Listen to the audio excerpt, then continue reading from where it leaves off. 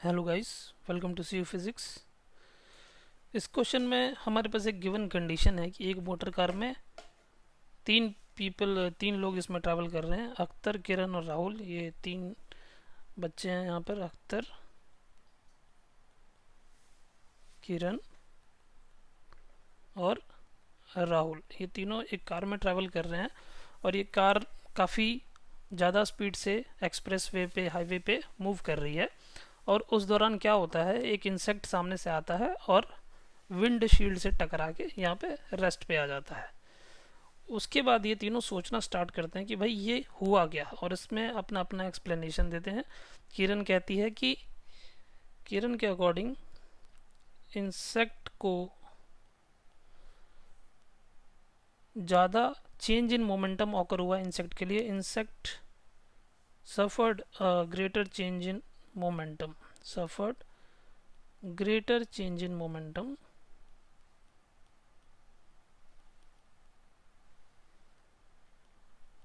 ऐसा किरण कहती है। और इसकी वजह से क्या हुआ, उसकी क्यों ऐसा ग्रेटर चेंज इन मोमेंटम उसके लिए क्यों अकर हुआ, क्योंकि उसकी चेंज इन वेलोसिटी इंसेक्ट की कार की वेलोसिटी से ज़्यादा थी। चलिए, ये किरण ने कह दिया। अख्तर ने कहा कि मोटर कार ज़्यादा वेलोसिटी से चल रही थी, इसलिए इसने ज़्यादा फोर्स इंसेक्ट के ऊपर एग्जर्ट किया और उसके रिजल्ट से इंसेक्ट जो है वो मर गया। तो अख्तर के हिसाब से car exerted large force on the insect, ऐसा अख्तर का मानना है। उसके बाद राहुल एक नया एक्सप्लेनेशन लाते हैं और राहुल कहते हैं कि भाई दोनों मोटर कार और इंसेक्ट को सेम फोर्स एक्सपीरियंस हुआ और same change in momentum experience किया दोनों ने। और राहुल ने कहा कि both car and insect experienced same force and same change in momentum, same change in momentum। तो हमें बताना है कि भाई इन तीनों में से कौन सही है, कौन गलत है, कौन सही बोल रहा है, कौन गलत बोल रहा है, किसका एक्सप्लेनेशन बेटर सूट कर रहा है इस कंडीशन को। चलिए देख लेते हैं। मान लीजिए इंसेक्ट का मास था स्मॉल एम और कार का मास है कैपिटल एम। ठीक है, अब ये इंसेक्ट यहाँ पर फ्लाई कर रहा था और इसमें इसकी हॉरिजॉन्टल को स्पीड को अभी मैं मान लेता हूँ, मान लीजिए यू स्पीड से ये ट्रैवल कर रहा था। और ये जो एम है इंसेक्ट का मास, वो कार के मास से बहुत ज़्यादा छोटा है, very very smaller than capital M. And u जो है वो कैपिटल वी से बहुत ज़्यादा छोटा है। टक्कर के बाद क्या होता है जी, टक्कर के बाद इंसेक्ट जो है वो रेस्ट पर आ जाता है। अल्टीमेटली वो कार से टकराएगा और उसके बाद मर जाएगा। तो final speed of insect is final speed of insect becomes zero. Car की स्पीड में कोई चेंज नहीं आता है खास, तो final speed of car remains closer to v। बहुत छोटा सा चेंज आता है, एकदम माइनर सा, पर बहुत कम चेंज आता है। ठीक है, अब हमें बताना है कि भाई दोनों के मोमेंटम में क्या चेंज आया। तो change in momentum of insect, momentum के चेंज इन मोमेंटम कार और इंसेक्ट का अगर मैं सिस्टम मान लूँ, तो momentum of insect car system, insect car system, तो वो होना चाहिए ज़ीरो के बराबर। ये ज़ीरो क्यों होगा भाई, क्योंकि इंसेक्ट और कार एक सिस्टम है और उनके ऊपर बाहर से और कोई एक्सटर्नल फोर्स नहीं लग रहा, मतलब पूरे सिस्टम का चेंज इन मोमेंटम जो है वो ज़ीरो है। यानी कि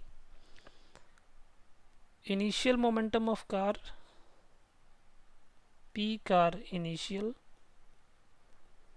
plus initial momentum of insect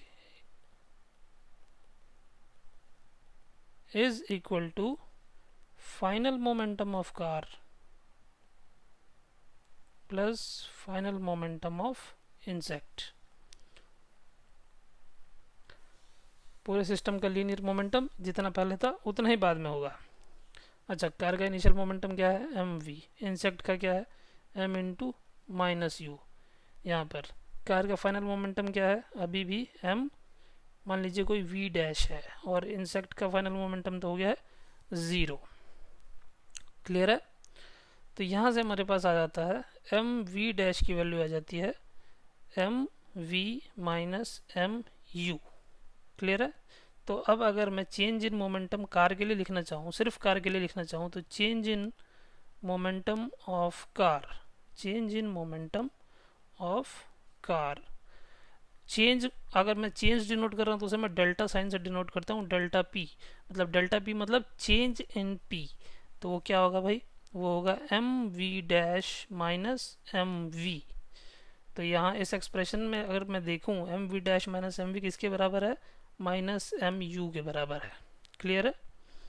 अच्छा, अब अगर मैं इंसेक्ट का चेंज इन मोमेंटम बताना चाहूँ, तो change in momentum of insect, अगर सिर्फ इंसेक्ट के लिए मैं लिख रहा हूँ चेंज इन मोमेंटम, तो वो क्या होगा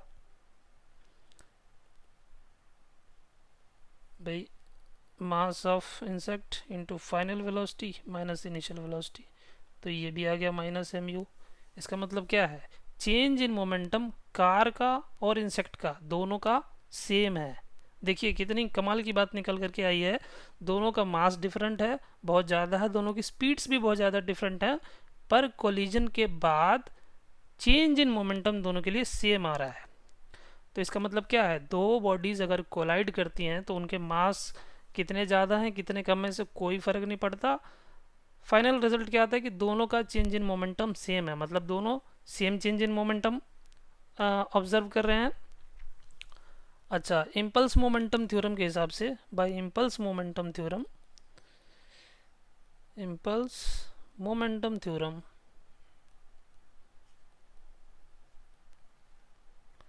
चेंज इन मोमेंटम जो होता है वो होता है फोर्स इनटू टाइम के बराबर। जहाँ ये टाइम है वो कॉलिजन का टाइम है, कितनी देर तक कॉलिजन हुआ। ये कॉलिजन बहुत शॉर्ट ड्यूरेशन के लिए होता है, तो ये टी जो है बहुत छोटा टाइम है, इसलिए एफ टी को मैं इम्पल्स भी बोलता हूँ, इसे जनरली इम्पल्स भी कहा जाता है। तो F into t is equal to delta p. अच्छा भाई, डेल्टा पी तो दोनों के लिए सेम है और टाइम भी कोलिजन का दोनों के लिए सेम है, तो इसका मतलब जो फोर्स आएगा वो भी दोनों पे लगने वाला सेम होगा। डेल्टा पी सेम है दोनों के लिए और टी भी सेम है। Delta P and T is same for car and insect both. तो अगर दोनों का चेंज इन मोमेंटम सेम है, दोनों का टाइम सेम है, सो बोथ एक्सपीरियंस, so